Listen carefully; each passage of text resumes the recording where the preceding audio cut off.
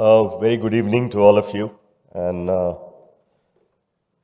would like to first compliment Mr. Shenu Agarwal for the wonderful presentation that he gave today. I was I was telling him that, for the first time, and I liked it, there was no complex management jargons. These were simple lessons of life which one can learn and has a very deep impact when you actually go and listen to a speaker like him. Uh, my friend, Mr. Suresh Raman, who I meet in Delhi for the IMA programs, the very capable Captain Vijay Kumar, I think you've made a world of a difference. And when we talk about leadership, there's a fine example of Captain Vijay Kumar as to how he has continuously demonstrated MMA's supremacy in the management field. Uh, Mr. Mahalingam, who is going to take over very shortly the reins of MMA and other dignitaries on the dais, members of MMA and my dear friends. At the outset, a big thank you, and I get greetings from IMA. It's really great to see a rocking local management association. I have seen, MMA's work. I don't know how many of you know that MMA was born 1 year ahead of IMA. And MMA was one of the founding members of IMA. It's also a very strange coincidence. You are celebrating your 67th year, and IMA has 67 local affiliated associations. So something great about MMA, which has complemented the work that IMA does. I'm told that you are doing brilliant work in so many facets of management, which is really helping IMA in this part of the country to further, the purpose of management excellence in the country. I'm told that you all have programs for Startup Connects. You do more than 750 programs in a year, which is commendable. You have recently started a studio to record management lectures. I think these are all firsts in many of the local associations that I visited. I haven't seen this kind of work. One of the big benefits that I've had as IMA president, though it means a lot of traveling, is to go into the nook and corners of the country and see the brilliant work that many of the companies are doing. When we go to only the big cities and cities like Mumbai and Delhi and see only the big corporations, of course they are doing great work, but the power of India is really in the smaller cities, the kind of innovation happening, the kind of sustainability initiatives they're taking, the kind of R&D initiatives they're taking. And awards is one of the ways that you actually recognize them. So I must congratulate all the award winners for the brilliant work they've done. You are actually a celebration for India. You're celebrating excellence, you're celebrating management. When we talk about a $5 trillion economy that our Honorable Prime Minister talks about, unless we all move ahead, this 5 trillion will not be achieved.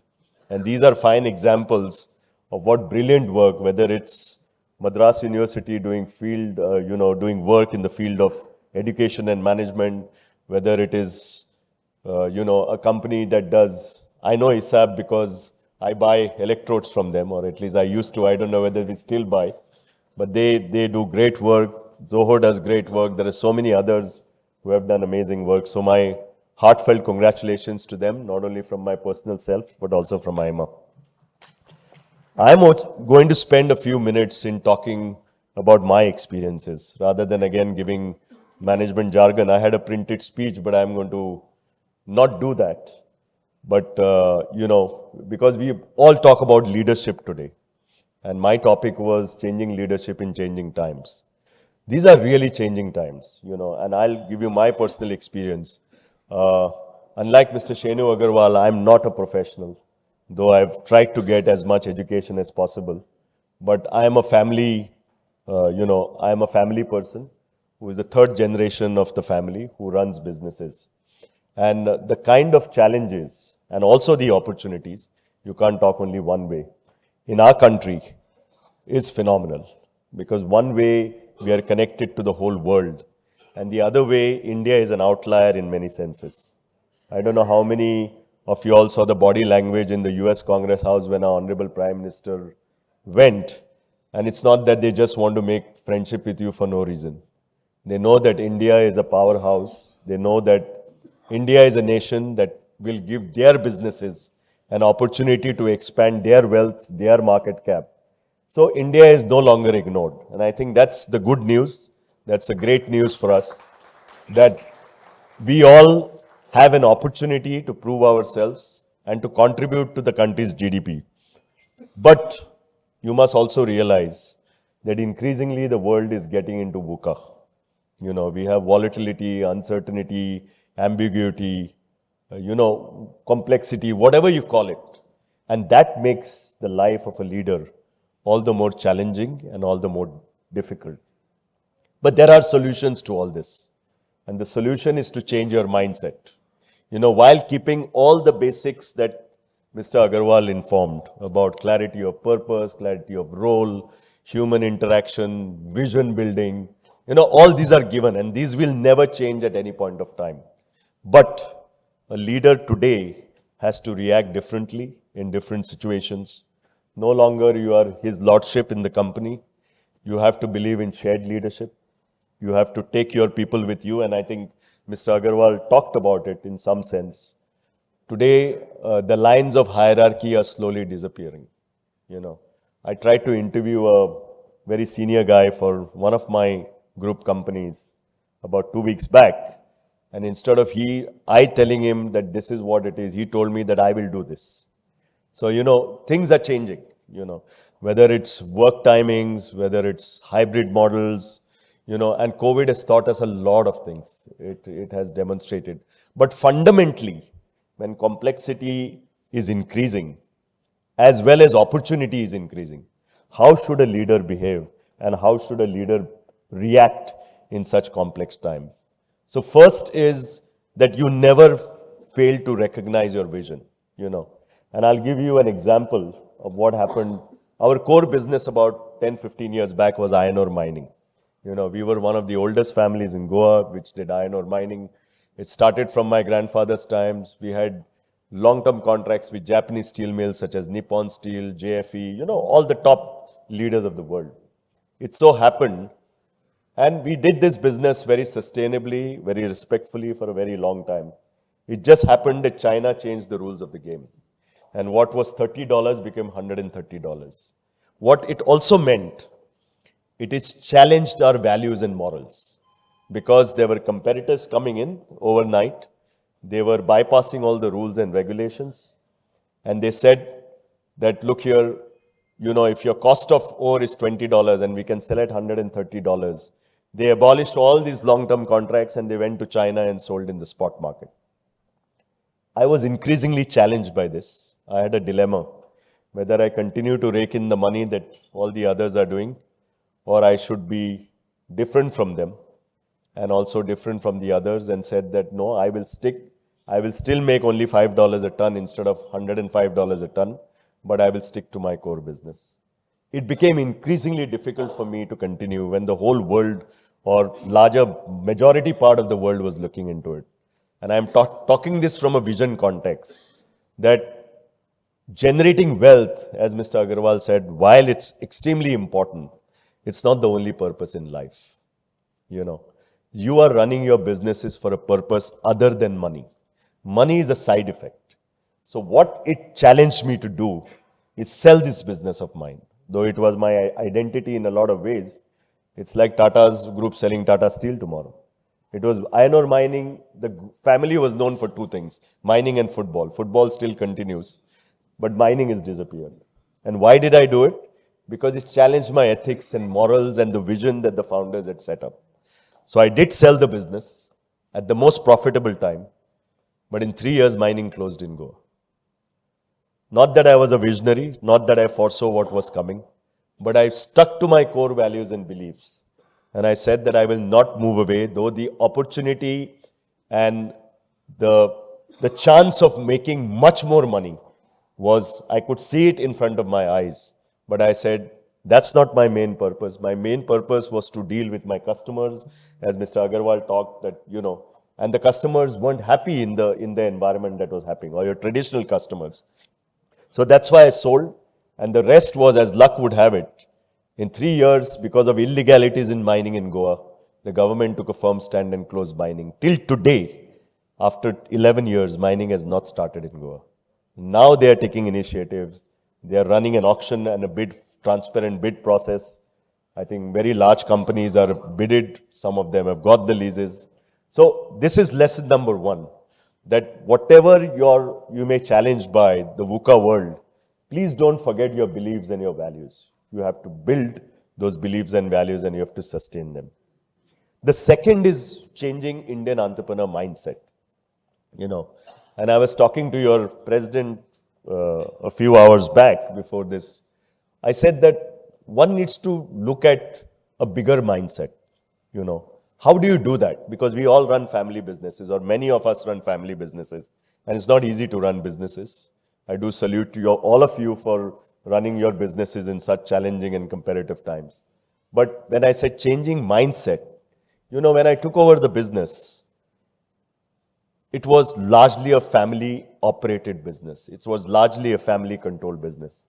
And I said that if I control 6 areas of operations, or 6 sectors which we operate in, I'm not doing justice to those businesses. Of course, the ancestors had their own way of dealing. Times were different. When I realized that technology, the other stuff that we talk about, geopolitics, everything comes together on you, either you need to build professionalism within your organization, take that risk and go ahead. Okay? And the biggest challenge was, how do you pay a salary bigger than your own self?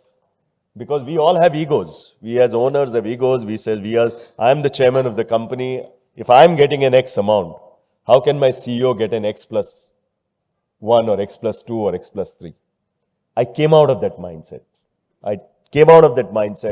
Took the courage, which was never prevalent in our culture, to appoint professionals in all the 6 segments that we were operating in. Today, I can say in a very humble way that each of the segment has grown at least 3x.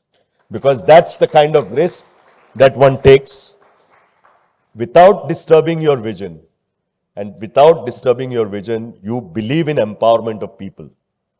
And what COVID helped me to do is even empower my middle managers. Because all of us remember the time when all our factories were closed. It taught me 2 things. One is, how do you embrace technology, which was not prevalent in an organization like mine, because we also had a mix of youngsters and old people. And how do you actually mingle? Because that's another challenge, and that's another challenge a leader faces, as to how do you actually combine a smartphone app-based population with somebody who is not exposed to this in the past. So what we did is we embraced technology very fast. We empowered middle-level managers because the situation was such that we had to take very quick actions. And what it gave me a chance, because it was digital mode, it exposed me to a lot of junior and middle-level managers, which I would have never seen in my life.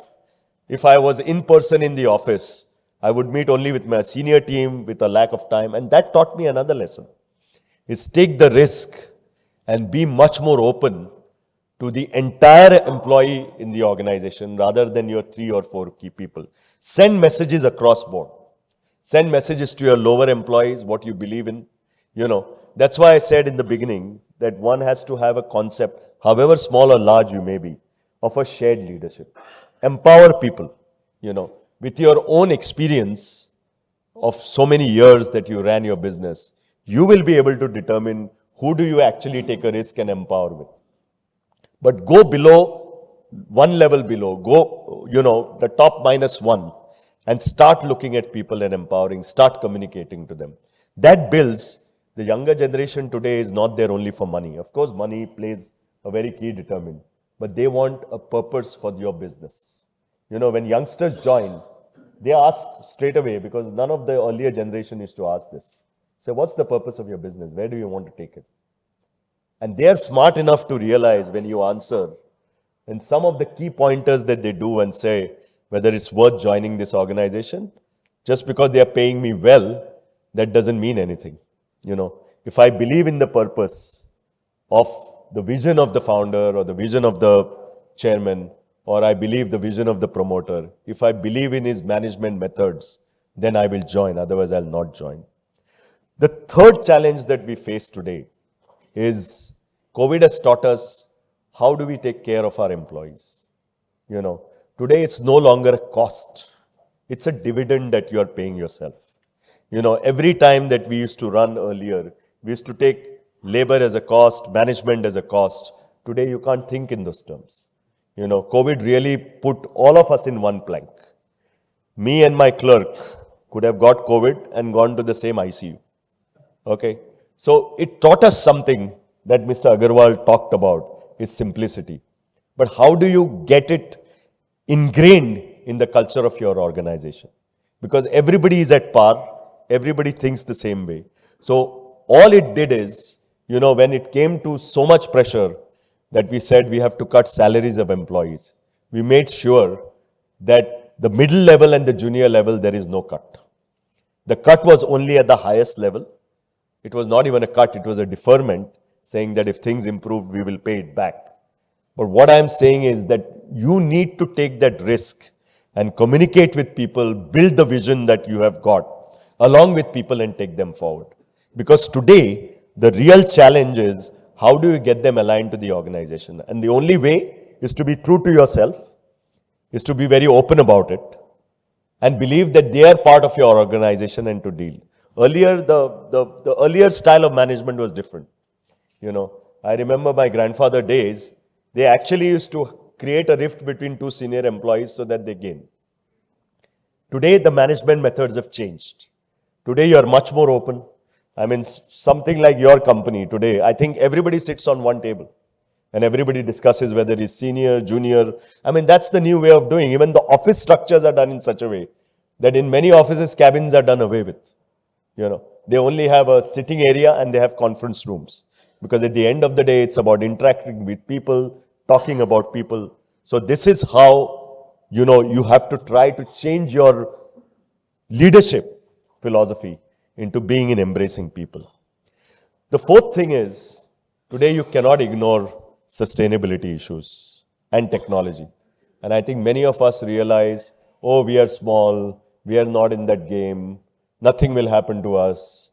The things that are happening, whether it's in technology or in climate change and sustainability, sometimes it's so fearsome that if we don't act with speed, we will be left behind in the race and we will not even know when we have to close it. So we have to be extremely vigilant.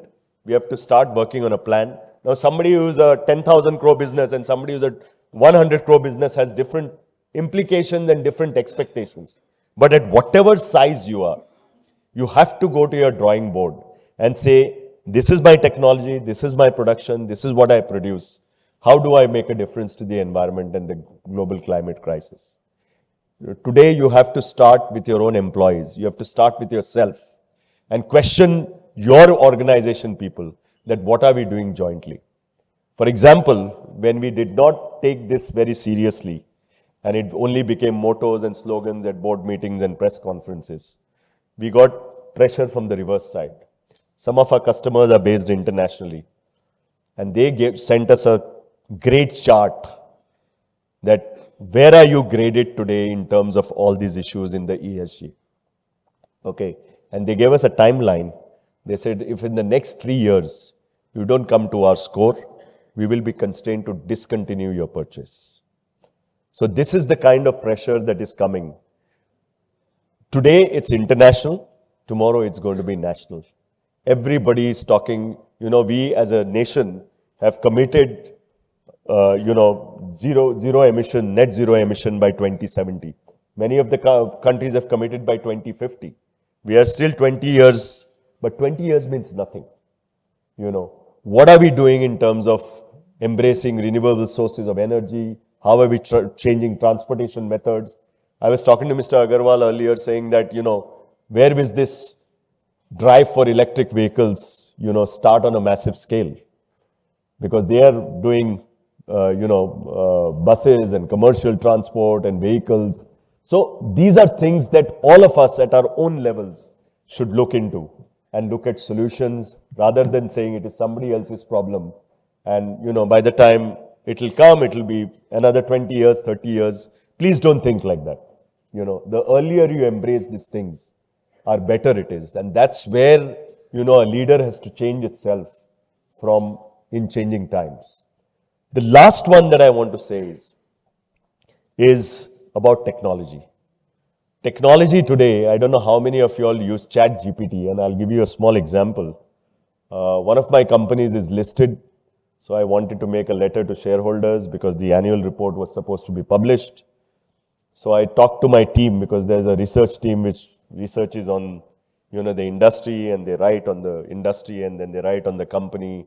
And then I asked my company secretary I said that I didn't tell him I'm using Chat GPT, but I said I will make an attempt. So he was quite surprised that the chairman of the board is making an attempt to write a letter to the shareholders. When I told them, they said that they'll be ready in 3 or 4 days. It took me 3.5 minutes to get a letter from Chat GPT, which was 50% better than their language. So there's a deeper message in this, that you can't ignore technology. Whether it's artificial intelligence, whether it's augmented reality, virtual reality, whatever you may say, we have to embrace it. And by embracing means, you have to expose your employees of the company. You have to make them more aware of these things. You have to train them, reskill them. Because at the end of the day, if you don't empower them and reskill them, not only will they lose their jobs, we'll lose our businesses. And don't again think that you are in a sector which doesn't get embraced with technology. Every single business today, is going to be embraced by technology. If COVID has changed so much for you, I know of an employee, I heard a senior management in Mahindra telling they had looked at a guy and he says that if you allow me to stay in Thailand for 6 months and I'll work hybrid, I will join, otherwise I will not join. Now, these are the kind of demands that are coming from young people. Because they have realized that the 9 to 5 concept, in America, there's a huge backlash. People are not coming to offices. And the reasons and these are a bunch of smart guys, which you can't ignore. The reasons given are, I'm used to walking my dog at 12 in the afternoon. And now the dog is not accepting it because it's become a habit for the dog. But he works from home. He delivers to you. So how do we really relate to all this? For us, it's tough because we are used to clocking in our cards at 9:30 and then going back at 6 o'clock home. Those days have changed. So we also have to change our mindset. We also have to look at it in a different way so that the world moves on, your businesses move on, and we continue. And at the end of the day, you are in a country which the whole world is looking up to you for. You are a true outlier in every sense. Today, because of geopolitics, there's a lot of distrust. I don't want to name in our neighboring country.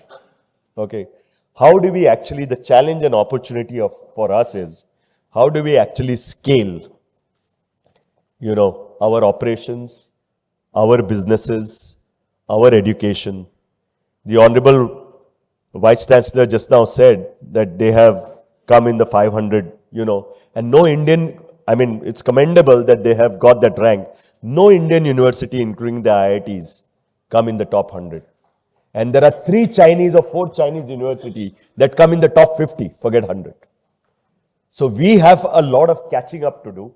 India is capable, India has the potential, but we need to understand that unless we think big, unless we change our mindsets, unless we empower people, unless we seriously focus on ease of doing business, and the ease of doing business is not only for the government to look at, it's also for the private enterprise to look at.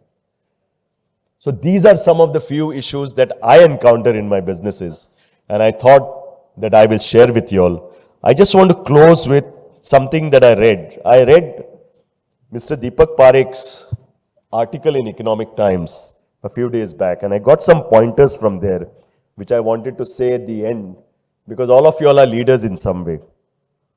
These are excerpts from article published in Economic Times. There is no substitute for time testing values of honesty, integrity, and accountability. It always there. There's no switch on and switch off. As a leader, you must have clarity, humility, and courage. Always ensure that humility sticks with you like a glue. There is no softer pillow to rest your head at night than a very clear conscience. Ultimate success is just an illusion, but contentment and honesty of intention are real. Build life worth, not net worth. Thinking big, think big and act small. Greed and arrogance have been the pitfall of many people. And the last one, be kind, because most people will not remember the work you do. They will remember how you make them feel. Thank you so much.